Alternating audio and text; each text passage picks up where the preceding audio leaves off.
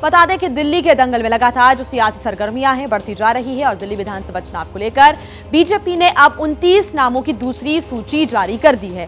कल रात ये लिस्ट जारी की गई है बीजेपी की तरफ से। इसमें 5 महिलाओं को टिकट दिया गया है। इसे महिला सम्मान के मुद्दे पर आर पार के तेवर भी दिखा रही आम आदमी पार्टी के लिए एक बड़ा चक्रव्यूह माना जा रहा है। बीजेपी ने दूसरी लिस्ट में एससी समाज से 3 लोगों को जगह दी है और इस लिस्ट में आम आदमी पार्टी और कांग्रेस से बीजेपी में आए कई उम्मीदवारों के नाम शामिल हैं। बीजेपी ने करावल नगर से कपिल मिश्रा को टिकट दिया है, जबकि हरीश खुराना को मोती नगर और प्रियंका गौतम को कोंडली विधानसभा सीट से टिकट दिया है। प्रियंका गौतम पिछले साल अपने कई समर्थकों के साथ आम आदमी पार्टी से बीजेपी में शामिल हो गई थी और पार्षद रह चुकी हैं। तो वहीं कस्तूरबा नगर सीट से चुनाव लड़ने के लिए बीजेपी ने नीरज बसोया पर भरोसा जताया है। नीरज कांग्रेस से विधायक रह चुके हैं। दिल्ली विधानसभा चुनाव में बीजेपी ने नरेला से राजकरण खत्री, तिमारपुर से सूर्यप्रकाश खत्री, मुंडका सीट से गजेंद्र दलाल, किरारी से बजरंग शुक्ला, सुल्तानपुर माजरा सीट से करम सिंह कर्मा, शकूर बस्ती से करनैल सिंह, श्रीनगर से तिलक राम गुप्ता को टिकट दिया है। दूसरी सूची भी जारी कर दी गई है। कल इंतजार लगातार किया जा रहा था और कल रात इस लिस्ट को जारी किया गया, जिसमें 29 उम्मीदवारों के नाम शामिल हैं। टोटल अब तक 58 नामों का ऐलान बीजेपी कर चुकी है, लेकिन अभी भी 12 सीटों पर संशय सस्पेंस लगातार बरकरार, क्योंकि आशंका है यहां पर कि अगर नामों का ऐलान कर दिया गया तो बगावत के सुर उठ सकते हैं पार्टी के अंदर से। ऐसे में फिलहाल अभी भी इन 12 सीटों पर मंथन हो रहा है और कुछ दिन बाद ही इन सीटों पर जल्द ही उम्मीदवारों के नाम तय किए जाएंगे। तो दिल्ली में बीजेपी की दूसरी लिस्ट में जिन लोगों को टिकट मिला है उनकी दावेदारी भी आपको सुना देते हैं। बहुत ज़्यादा आभार सबसे पहले तो प्रधानमंत्री मोदी जी का, गृह मंत्री जी का, हमारे अध्यक्ष जी का और हमारे सांसद जी का। ये चुनाव हम जीतने जा रहे हैं। करावल नगर में एक बड़ी जीत भारतीय जनता पार्टी की होने जा रही है। सामने दिखाई दे रहा है अरविंद केजरीवाल की जो मिस गवर्नेंस है, करप्शन है, उससे दिल्ली के लोग नाराज हैं और जिस प्रकार के आरोप प्रत्यारोप, डर, जिस प्रकार की बातें अरविंद केजरीवाल कर रहे हैं, उससे उनके चेहरे पे हार दिखाई दे रही है। प्रचंड विजय भारतीय जनता पार्टी की इस बार भगवा लहराएगा दिल्ली की विधानसभा में। कोंडली विधानसभा से टिकट देकर जो मुझ पर विश्वास किया है, मैं उनकी हमेशा आभारी रहूंगी और इस बार 29 साल बाद कोंडली विधानसभा की जीत पहली बार जिताकर उनकी झोली में डालने का काम करके उनके हाथों को मजबूत करूंगी। कुलदीप को दोबारा टिकट दिया है। कुलदीप से हमारे क्षेत्र की जनता रुष्ट है। कुलदीप ने किसी समाज का यहाँ पे मान सम्मान नहीं रखा। कुलदीप हमारी विधानसभा में भी नहीं रहते हैं। उनको वापस मंडावली भेजने का इस बार प्रोग्राम है कि हमारी टक्कर नहीं है, एक तरफा जीत है और भारी बहुमत से हम कोंडली विधानसभा की सीट जीत कर दिखाएंगे। दिल की गहराइयों के साथ हार्दिक धन्यवाद देता हूँ कि जो उन्होंने कस्तूरबा नगर के लिए मुझे चुना। पब्लिकली सबको पता है कि केजरीवाल से ज्यादा भ्रष्ट कोई नहीं है। शराब घोटाला हो, स्कूल घोटाला हो, शीश महल घोटाला हो, सारे घोटालों में केजरीवाल सरकार को भाजपा ने एक्सपोज किया। लोगों के बीच में इसी नारे के साथ जाएंगे कि भ्रष्ट सरकार को हमें हटाना है और मोदी जी की सरकार दिल्ली में बनानी है। डबल इंजन की सरकार दिल्ली का विकास करेगी। दिल्ली के पूर्व मुख्यमंत्री मदन लाल खुराना के बेटे और दिल्ली बीजेपी के प्रवक्ता हरीश खुराना मोतीनगर से उम्मीदवार बनाए गए हैं। हरीश खुराना इस बार बीजेपी की बड़ी जीत का दावा कर रहे हैं, सुनिए। हरीश खुराना जी खुद मौजूद हैं। हरीश जी, सबसे पहले तो आपको कॉन्ग्रेचुलेशंस, आपको टिकट मिला है और किन तमाम मुद्दों को लेकर मोतीनगर में बीच में जा रहे हैं? सबसे पहले तो आपके दर्शकों के माध्यम से सबको बहुत बहुत धन्यवाद है। जो मोतीनगर पिछले 10 साल से जो विकास रुका हुआ था, बुरा हाल था, उसको हम एक चहुमुखी विकास लेके जाएंगे और मोतीनगर सीट हम जिताकर मोदी जी के एक उसको कहते हैं ना एक गिफ्ट देते हुए दिल्ली के अंदर हम 2/3 बहुमत से सरकार बनाएंगे। मैं तो एक ही बात करूंगा आम आदमी पार्टी से, वो अपनी हार को देख रहे हैं, इसी फ्रस्ट्रेशन के अंदर इस तरह की बातें कर रहे हैं। वोट कटवाने का, जुड़वाने का काम इलेक्शन कमीशन का है और ये कोई पहली बार नहीं है कि वो लोग इलेक्शन कमीशन के ऊपर, ईवीएम्स के ऊपर, तमाम इन चीज़ों के ऊपर आरोप प्रत्यारोप करते हैं। और एक बड़ी खबर आपको बता दें, बीजेपी सांसद प्रवीण खंडेलवाल ने केजरीवाल पर निशाना साधा है, बड़ा हमला बोला है। अरविंद केजरीवाल गजनी है, घोषणा करके भूल जाते हैं, ये प्रवीण खंडेलवाल का कहना है। उन्होंने कहा है कि केजरीवाल झूठ बोलने की मशीन है, कभी घोषणा उनकी पूरी नहीं होती, वो अपने वादे पूरे नहीं करते, कहना प्रवीण खंडेलवाल का। उन्होंने निशाना साधते हुए कहा है कि केजरीवाल तो गजनी है, सब कुछ भूल जाते हैं, घोषणा करके वो वादों को भूल जाते हैं। केजरीवाल झूठ बोलने की मशीन है। अरविंद केजरीवाल गजनी है।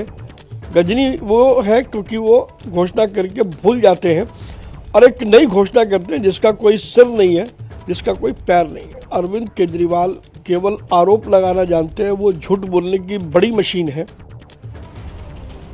बीजेपी नेता आरपी सिंह ने आम आदमी पार्टी के साथ ही कांग्रेस पर निशाना साधा। उन्होंने कहा कि अगर कांग्रेस आम आदमी पार्टी के साथ मिलकर पहली बार केजरीवाल को सीएम नहीं बनाती तो आज दिल्ली की ये बदहाली नहीं होती। और ज्यादा जानकारी के साथ हमारे संवाददाता अंकित गुप्ता लगातार हमारे साथ जुड़े हुए हैं। अंकित, लगातार जो दिल्ली का चुनाव है बेहद दिलचस्प होता ही जा रहा है, त्रिकोणीय मुकाबला लगातार बना हुआ है। दीपक रावत भी हमारे साथ जुड़े हुए हैं। लेकिन अंकित, दूसरी लिस्ट जारी कर दी है बीजेपी ने और उसके बाद से जो सियासी सरगर्मियां हैं इस ठंड में बढ़ती जा रही है। निश्चित तौर पर और लिस्ट तो आती ही जा रही है, उम्मीदवारों के नामों का ऐलान तो होता ही जा रहा है, लेकिन जो आरोप प्रत्यारोप चल रहा है दोनों तरफ से, और दोनों नहीं तीनों तरफ से अगर मैं कहूं तो ज्यादा बेहतर होगा, क्योंकि कांग्रेस भी पीछे नहीं है। लेकिन आम आदमी पार्टी है, उसका ये कहना है कि बीजेपी हो या कांग्रेस हो, दोनों ही हमको हराने पर लगे हुए हैं। लेकिन बीजेपी की अपनी तैयारी है और बीजेपी ने 70 में से 58 उम्मीदवारों के नामों का ऐलान कर दिया है और जो बाकी बचे 12 नाम हैं उनको लेकर भी अहम जानकारी आ रही है।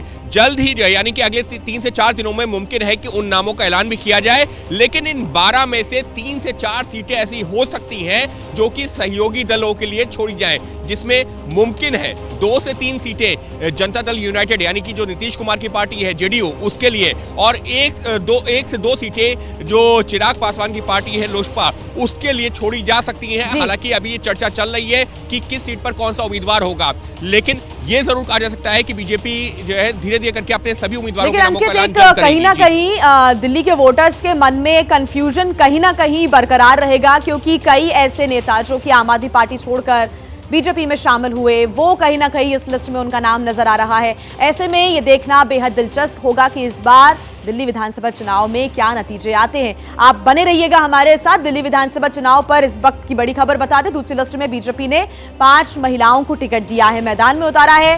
पहली लिस्ट में बीजेपी ने 2 महिलाओं को टिकट दिया था। आम आदमी पार्टी के महिला कार्ड का बीजेपी की तरफ से लिस्ट के जरिए ये जवाब अब देखने को मिल रहा है कि 5 महिलाओं को इस लिस्ट में जगह दी गई है, उन्हें टिकट दिया गया है और उन्हें मैदान में उतारा गया है। इनमें से वो उम्मीदवार भी हैं जो कि आम आदमी पार्टी से पिछले ही साल बीजेपी में शामिल हुई। और अंकित, यही मेरा सवाल था कि अगर हम दूसरे राज्यों के विधानसभा चुनावों की बात करें जो पिछले साल हुए, उसमें हमने ये देखा कि सांसदों को टिकट दिया गया था, विधायकी के लिए लड़वाया गया। लेकिन इस बार दिल्ली में हम देख रहे हैं कि पार्षदों को उतारा गया है। दूसरा, जो नए नए बीजेपी में आए अपनी पार्टी छोड़कर, उन्हें भी मौका दिया गया है।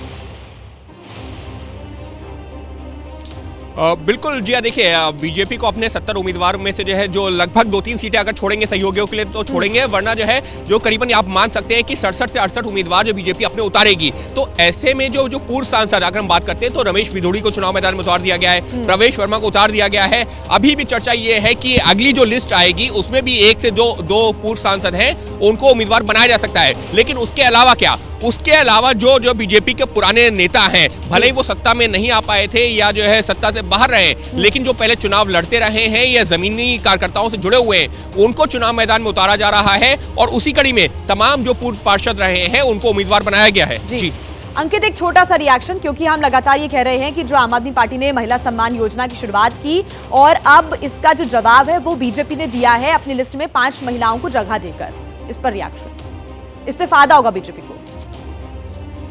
ये निश्चित तौर पर देखिए बीजेपी लगातार ये भी कह रही है कि हमारे यहाँ महिलाओं को उचित प्रतिनिधित्व मिलता है। इतना ही नहीं, एक तरीके से तैयारी ये भी की जा रही है कि जब महिला आरक्षण जो विधेयक लागू होगा तो उस दौरान जो है जब वो कानून की शक्ल ले चुका है उस दौरान भी जो बीजेपी के पास महिला नेताओं की कमी ना हो। तो एक तरह से बीजेपी तमाम उम्मीदवारों को उसको ध्यान में रखकर भी चयन कर रही है। जी, पोस्टर वॉर भी लगातार जारी है। देखिए, बीजेपी और आम आदमी पार्टी के बीच में ये पोस्टर वॉर लगातार जारी, एक दूसरे पर पोस्टर्स के जरिए निशाना साधा जा रहा है। बीजेपी ने फिर केजरीवाल पर पोस्टर के जरिए निशाना साधा है। बीजेपी ने केजरीवाल को पूर्वांचलियों का दुश्मन बताया।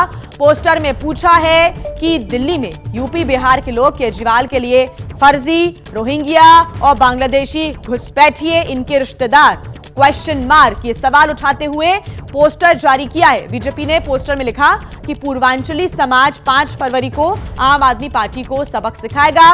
5 फरवरी वो तारीख जब दिल्ली विधानसभा चुनाव के लिए वोटिंग होनी है और ये बीजेपी ने पोस्टर जो जारी किया वो हम आपको दिखा रहे हैं। यहां पर नीचे लिखा हुआ है जानी दुश्मन, ऊपर आपको अरविंद केजरीवाल का फोटो भी नजर आ रहा है। पोस्टर वॉर का सिलसिला लगातार जारी है। तो आम आदमी पार्टी का भी पोस्टर के जरिए बीजेपी पर लगातार पलटवार भी आता है सामने। एक बार फिर निशाना साधा है बीजेपी पर। पोस्टर के जरिए रमेश बिधूड़ी पर निशाना साधा गया।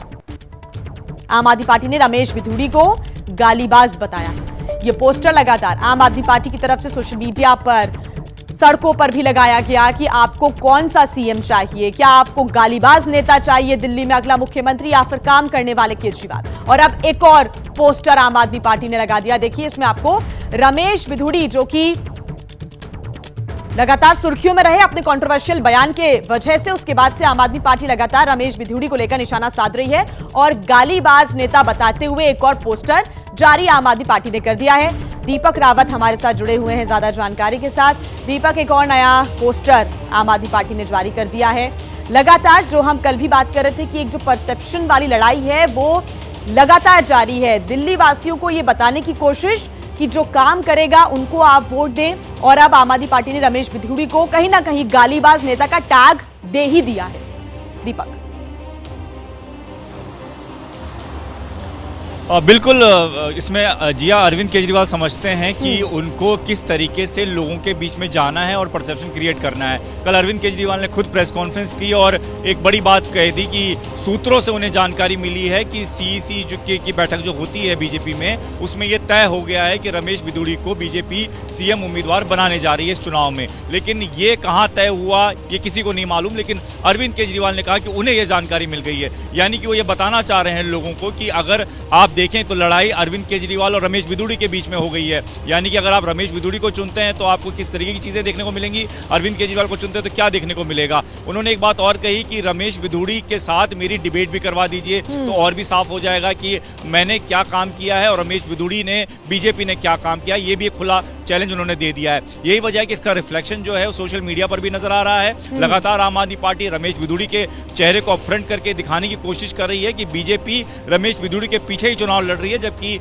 ऐसा अभी तक कुछ बीजेपी की तरफ से आया नहीं है। तो सीधे तौर पर परसेप्शन की लड़ाई लगातार बड़ी होती जा रही है। आम आदमी पार्टी गेम खेला जा रहा है। लेकिन दीपक, इस बीच बीजेपी ने भी एक बड़ा मुद्दा उठाया है और एक बड़े वर्ग तक पहुंचने की कोशिश की है। एक पोस्टर जारी किया जिसमें लिखा है जानी दुश्मन पूर्वांचलियों का। उसको लेकर भी लगातार बीजेपी इस पूरे मुद्दे को भुनाने की कोशिश, चाहे वो अमित शाह क्यों ना हो, पीएम क्यों ना हो, वो लगातार ये जाकर लोगों के बीच में संबोधित भी कर रहे हैं कि आपको ये अवैध बांग्लादेशी बता रहे हैं, रोहिंग्या बता रहे हैं, फर्जी वोटर्स बता रहे हैं।